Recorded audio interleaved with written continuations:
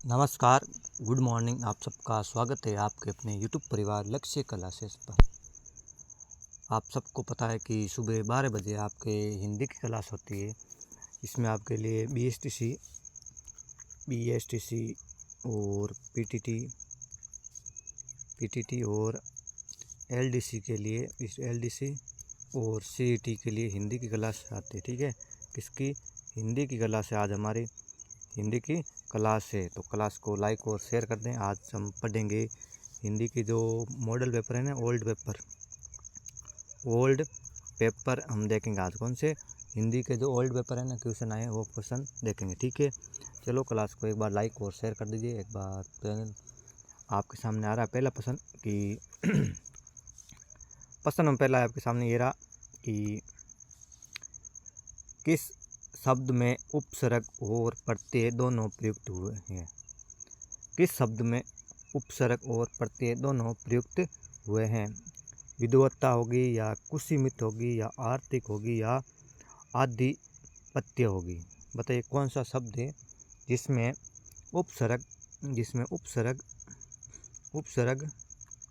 और प्रत्यय दोनों प्रयोग हुए हैं? प्रत्यय दोनों प्रयोग हुए हैं। कौन सा शब्द है जिनमें उपसर्ग और प्रत्यय दोनों? कौन सा? विद्वत्ता होगा, कुसुमित होगी, आर्थिक होगी या आधिपत्य होगी? तो कौन सा होगा? एक नंबर प्रश्न को उत्तर दीजिए। तो कौन सा होगा? ये आपका होगा आधिपत्य। कौन सा? आधिपत्य में उपसर्ग और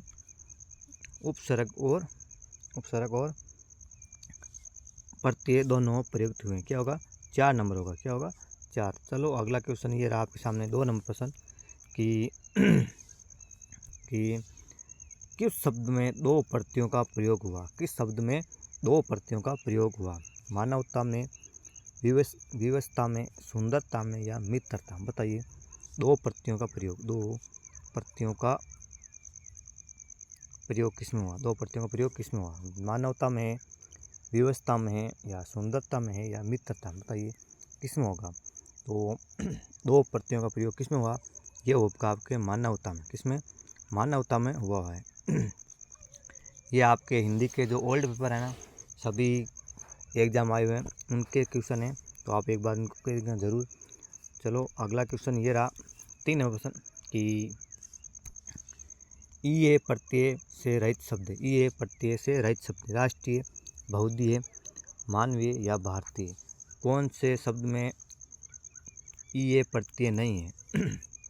राष्ट्रीय, बहुधीय, मानवीय या भारतीय? किस में नहीं होगा? चलो बताइए। 3 नंबर प्रश्न को उत्तर दीजिए। तो किस में ये प्रत्यय नहीं है? किस में नहीं है? ये प्रत्यय आपके मानवीय में ये प्रत्यय नहीं है। माननीय में ये प्रत्यय नहीं है। माननीय में ये प्रत्यय नहीं है। ठीक है, क्या 3 नंबर होगा आपका। अगला क्वेश्चन नंबर आपके सामने 4 नंबर प्रश्न ये रहा कि किस शब्द में दान प्रत्यय का प्रयुक्त नहीं हुआ? किस शब्द में दान प्रत्यय का प्रयुक्त नहीं हुआ? इत्रदान में, रक्तदान में, खानदान में या कमलदान? बताइए 4 नंबर प्रश्न का उत्तर दीजिए। किसमें दान प्रत्यय नहीं है? किसमें दान प्रत्यय नहीं है? इत्रदान में, रक्तदान में, खानदान में या कमलदान में? कलमदान में। बताइए कौन सा होगा? तो किसमें आपके किसमें प्रयोग नहीं हुआ दान? 4 नंबर प्रश्न का उत्तर दीजिए। तो किसमें?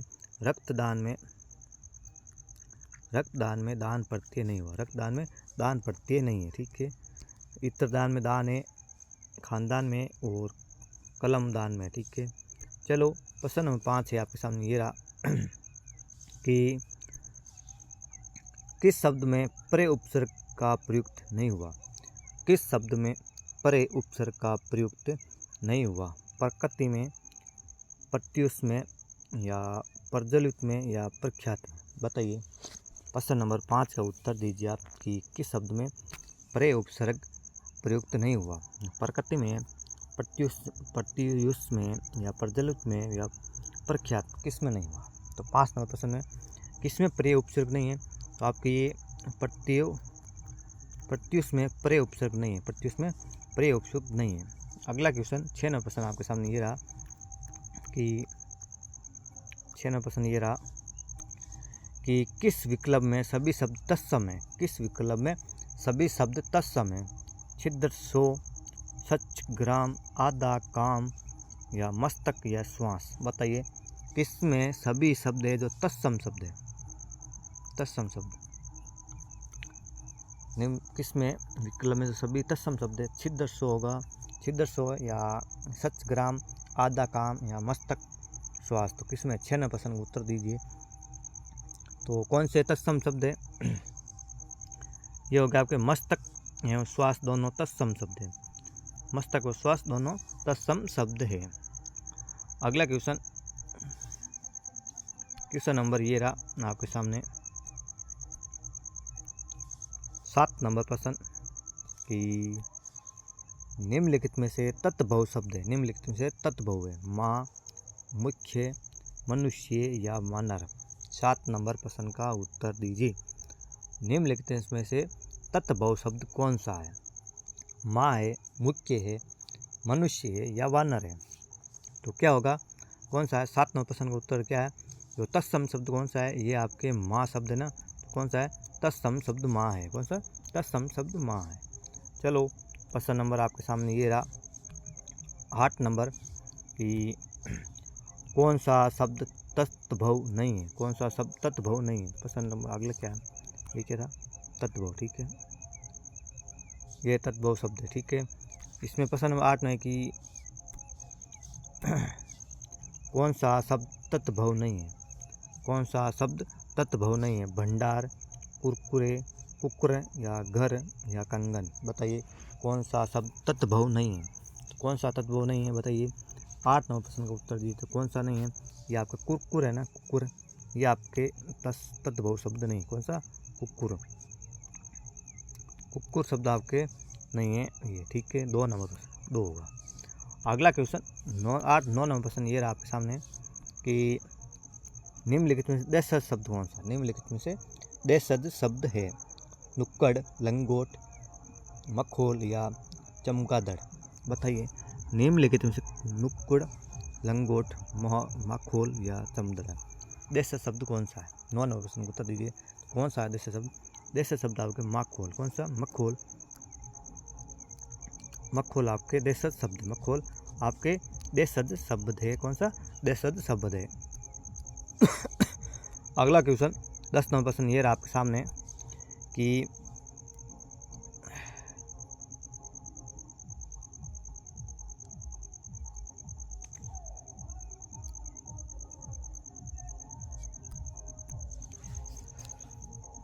किस विकल्प में सभी शब्द विदेशी मूल के हैं।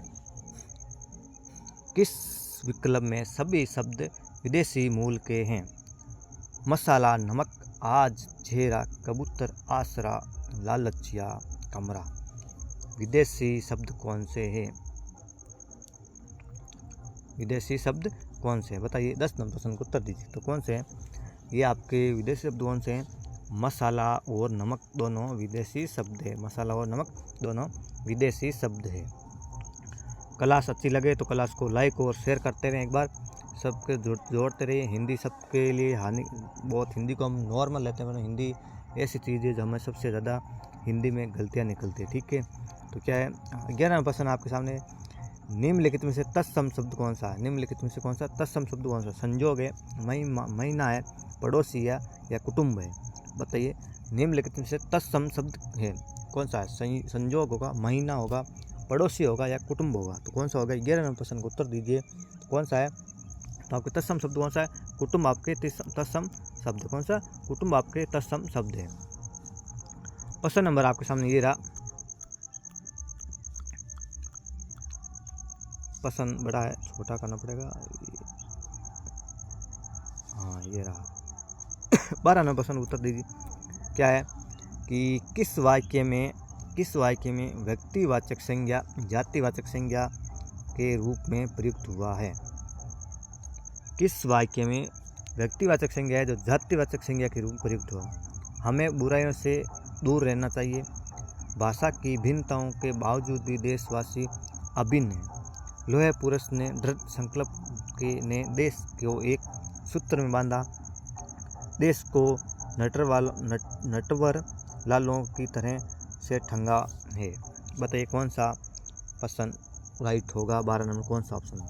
जो व्यक्तिवाचक संज्ञा है, व्यक्तिवाचक संज्ञा को जातिवाचक संज्ञा में प्रयुक्त किया गया है तो कौन सा होगा। 12 नंबर प्रश्न का उत्तर दीजिए। 12 नंबर प्रश्न का उत्तर दीजिए।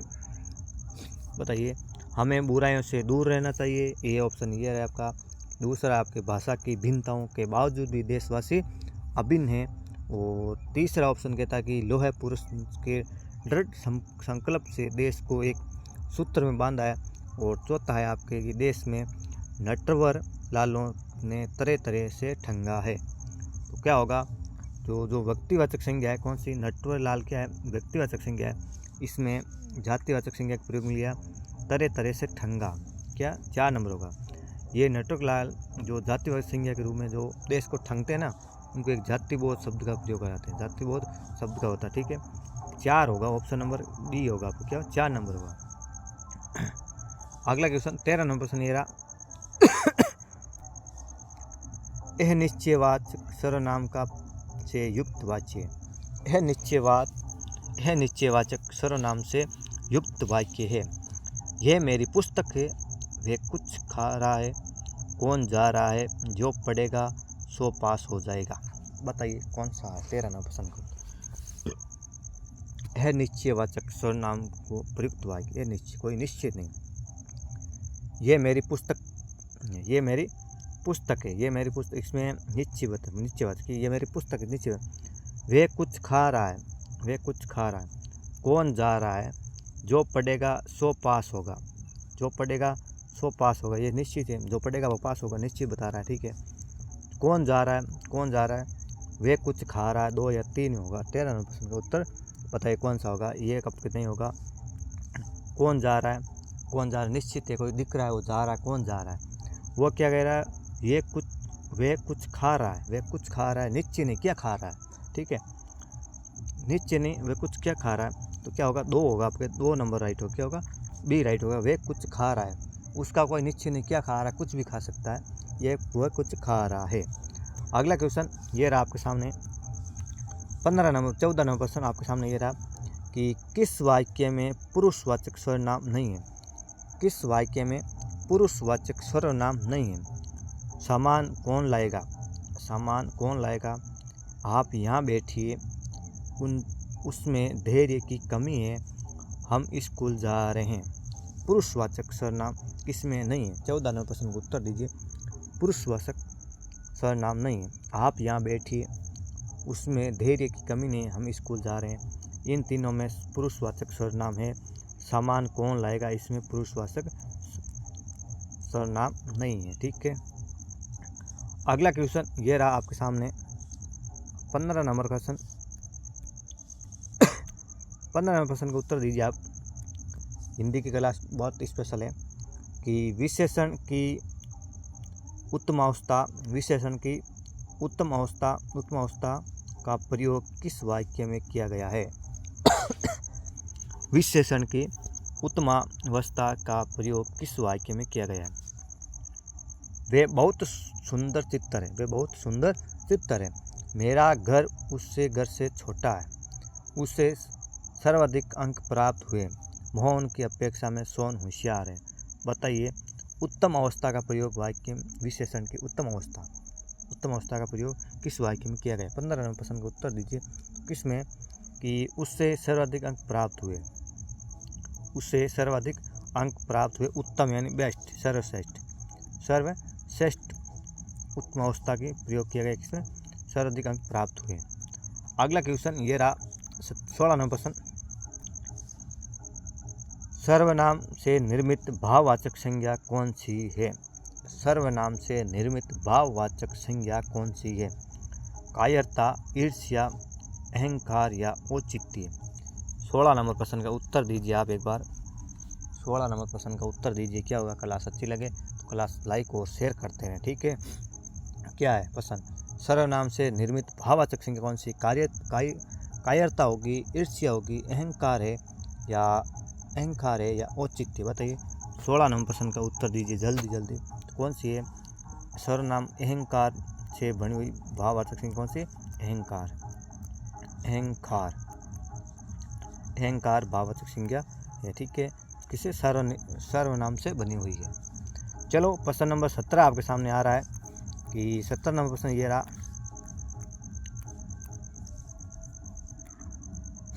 17 नंबर प्रश्न आपको दिख रहा है आपके स्क्रीन पर, ये रहा कि प्रेरणात्मक क्रिया का प्रयोग किस वाक्य में किया गया है। प्रेरणात्मक क्रिया का प्रयोग किस वाक्य में किया गया है। तुम्हें देर तक नहीं सोना चाहिए, अध्यापक छात्र से कहानी लिखवाता है, हमें सदैव सत्य बोलना चाहिए, उसने मेरे लिए सामान खरीदा। प्रेरणात्मक क्रिया कौन सी होगी।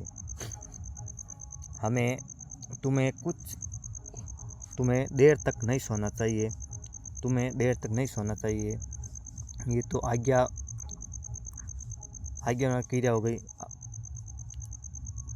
अध्यापक छात्र से कहानी लिखवाता है, हमें सदैव सत्य बोलना चाहिए, और उसने मेरे लिए सामान खरीदा। 17 नंबर प्रश्न को उत्तर दीजिए, कौन सी प्रेरणात्मक क्रिया है। तो कौन सी है कि ये आपके की प्रेरणात्मक क्रिया कौन सी। अध्यापक ने छात्र से कहानी लिखवाता है, अध्यापक छात्र से कहानी लिखवाता है, ये कौन सी प्रेरणात्मक क्रिया है। चलो अगला क्वेश्चन 18 नंबर प्रश्न ये रहा आपके सामने कि किस वाक्य में क्रिया से कर्मक रूप से प्रयुक्त हुई है। किस वाक्य में क्रिया से कर्मक रूप से प्रयुक्त हुई है। माँ बच्चे को सुलाती है, चिता तेज दौड़ता है, वह बहुत समय से सो रहा है, शोरगुल में बच्चा जाग गया। बताओ 18 नंबर प्रश्न का उत्तर दीजिए जल्दी जल्दी। आपका क्या होगा कि किस वाक्य में से कर्मक क्रिया का प्रयोग हुआ है। माँ बच्चे को सुलाती है, चित्ता तेज दौड़ता है, वे बहुत समय से सो रहा है, शोरगुल से बच्चा जग जाता है। 18 नंबर प्रश्न का उत्तर दीजिए कौन सा है। से कर्मक क्रिया माँ बच्चे को सुलाती है, माँ बच्चे को सुलाती है, ए राइट हो। क्या होगा 1 नंबर होगा आपका। चलो क्वेश्चन नंबर आपके सामने ये रहा 19 नंबर की प्रश्न कि क्रिया विशेषण रहित वाक्य। क्रिया विशेषण रहित वाक्य। वह अचानक चला गया, मेरी बात ध्यान से सुनो, नौकर मालिक से खुश रहता है, वे प्राय यहाँ आया करते थे, वे प्राय यहाँ आया करते थे। बताओ कौन सा क्रिया विशेषण रहित है, जिसमें क्रिया ही नहीं है, क्रिया विशेषण नहीं है। कौन सा वाक्य है। 19वें प्रश्न का उत्तर दीजिए कौन सा होगा। तो ये होगा कि नौकर मालिक से बहुत खुश रहता है। कौन सा। नौकर मालिक से खुश रहता है, ये आपके क्रिया विशेषण रहित वाक्य है। अगला क्वेश्चन ये रहा 20 नंबर प्रश्न आपके सामने, बड़ा क्वेश्चन है, बच्चा है, हिंदी के प्रश्न आज बहुत बढ़िया है कि संबंध सूचक अव्यय का प्रयोग किस वाक्य में नहीं हुआ। संबंध सूचक अव्यय का प्रयोग किस वाक्य में नहीं हुआ। वे मेरे घर के पीछे रहता है, हमारे शहर के आसपास बहुत हरियाली है, माँ के बिना घर सूना सूना लगता है, ये काम पहले करना चाहिए था। बताओ संबंध सूचक का प्रयोग किस में वाक्य नहीं हुआ। वे मेरे घर के पीछे रहता, संबंध आएगा घर के पीछे रहता, हमारे शहर के आसपास हरियाली है, ये 20 नंबर प्रश्न होता उत्तर। क्या। वे हमारे शहर के आसपास हरियाली, संबंध हरियाली और शहर का संबंध आ गया, ठीक है। माँ के बिना घर सूना सूना लगता है, क्या है कि माँ के बिना, माँ और घर का संबंध हो गया, माँ और घर का संबंध हो गया कि सुने सुनना, ये काम पहले करना चाहिए, इसमें कोई संबंध नहीं, काम पहले करना चाहिए। कौन सा 20 नंबर 4 होगा। कौन सा 20 में आपके 4 नंबर होगा, ये काम पहले करना चाहिए, इसमें संबंध सूचक अव्यय का प्रयोग नहीं हुआ। 21 नंबर प्रश्न यार आपके सामने ये रहा कि किस वाक्य में सर्वामिक विशेषण का प्रयुक्त हुआ। किस वाक्य में सर्वनामिक विशेषण का प्रयुक्त हुआ। वे कल जा रहा है, आप तो मान है, कोई आदमी आया था, वे पुस्तक पढ़ रहा है। बताइए सार्वनामिक विशेषण का प्रयोग। वे कल जा रहा है, आप तो मान है, आप कोई आदमी आया था, या वे पुस्तक पढ़ रहा है। 21 नंबर प्रश्न का उत्तर दीजिए कौन सा है। तो कोई आदमी आया था, ये आपके कौन सा सार्वनामिक विशेषण क्रिया है। 3 होगा राइट, क्या होगा 3 राइट होगा आपके सामने। चलो प्रश्न नंबर आपके सामने ये रहा 21 नंबर प्रश्न कि किस वाक्य में निपात का प्रयोग नहीं हुआ? किस वाक्य में निपात का प्रयोग नहीं हुआ?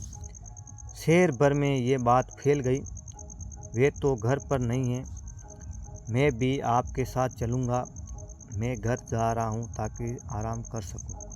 बताओ, प्रश्न का उत्तर दीजिए। 22 नंबर प्रश्न का उत्तर दीजिए। 22 नंबर प्रश्न का उत्तर दीजिए आप जल्दी जल्दी। क्या होगा?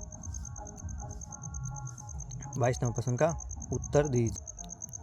तो 22 नंबर प्रश्न का उत्तर क्या होगा बताइए? 22 नंबर प्रश्न का उत्तर क्या होगा? तो 22 का होगा, यह होगा कि मैं घर जा रहा हूँ ताकि आराम कर सकूँ, मैं घर जा रहा हूँ ताकि आराम कर सकूँ। वाक्य में निपात का प्रयोग नहीं हुआ, वाक्य में निपात का प्रयोग नहीं हुआ। चलो 23 नंबर प्रश्न ये रहा आपके सामने कि निम्नलिखित में से पवन का पर्यायवाची शब्द नहीं है। निम्नलिखित में से पवन का पर्यायवाची शब्द नहीं है। वात, मारुति, अनिल, समीर। बताइए 23 में पवन का पर्यायवाची शब्द कौन सा नहीं है? कौन सा नहीं है बताओ, बताइए। पवन का पर्यायवाची शब्द कौन सा नहीं है? वात है, मारुति, अनिल, समीर। कौन सा नहीं है 23 नंबर प्रश्न का? कौन सा? मारुति नहीं है। कौन सा? मारुति पर्यायवाची पवन का नहीं है। चलो अगला क्वेश्चन ये रहा 24 नंबर प्रश्न कि किस विकल्प में सभी शब्द घर के पर्यायवाची? किस विकल्प में सभी शब्द घर के पर्यायवाची है? निकेत, नील्य, सदन, साकेत, आल्य या निकुंज, घरे या भुवन। बताओ कौन सा? 24 नंबर प्रश्न का उत्तर दीजिए। किसमें घर के सभी पर्यायवाची हैं? बताइए। 24 नंबर प्रश्न का उत्तर दीजिए। क्या होगा? निकेत और नील्य दोनों घर के पर्यायवाची हैं। निकेत और नील्य दोनों घर के पर्यायवाची हैं। ए राइट हो। क्या होगा? 1 नंबर राइट होगा। 25 नंबर प्रश्न आपके सामने ये रहा कि निम्नलिखित में किस में परस्पर पर्यायवाची शब्द नहीं है? निम्नलिखित में परस्पर पर्यायवाची शब्द नहीं है। समुद्र, उदती, चपला, बिजली, चंद्रमा, शासका, भास्कर या निशाकर। जो परस्पर पर्यायवाची शब्द नहीं है, कौन सा नहीं है? समुद्र, उदती, चंपला, बिजली, चंद्रमा, साक्षा या भास्कर, निशाकर। बताइए। 25 नंबर प्रश्न का उत्तर दीजिए। क्या होगा? भास्कर और निशाकर ये आपस में पर्यायवाची शब्द नहीं है। 4 हो गए। क्या होगा? 4 नंबर होगा। 26 नंबर प्रश्न ये रहा आपके सामने स्क्रीन पर कि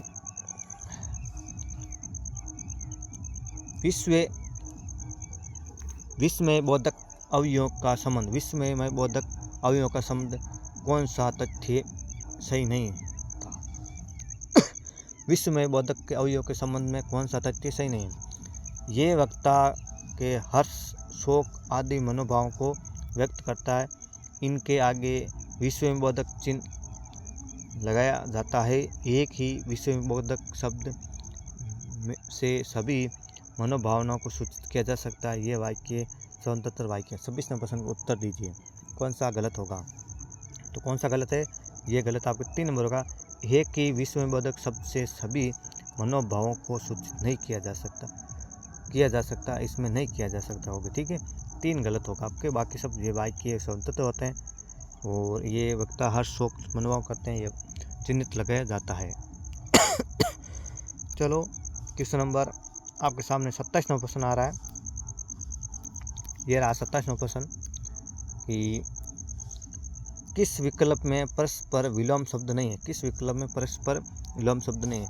निषिद्ध, भीत, मर्षण, रुद्र, श्रात, क्लांत या व्यम्य, सौम्यत।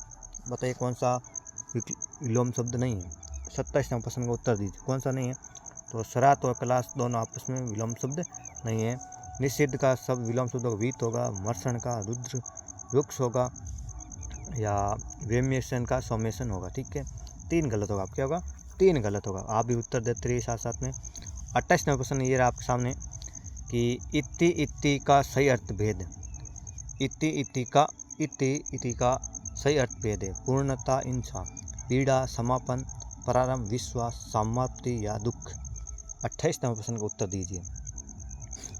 इति और इति का प्रयोग कौन, सही अर्थ क्या है? तो एक इति का प्रयोग होगा समाप्ति और इस इति का प्रयोग होगा दुख। ठीक है, 4 होगा। 28 नंबर क्या होगा? 4 नंबर। अगला क्वेश्चन ये रहा आपके सामने 29 नंबर प्रश्न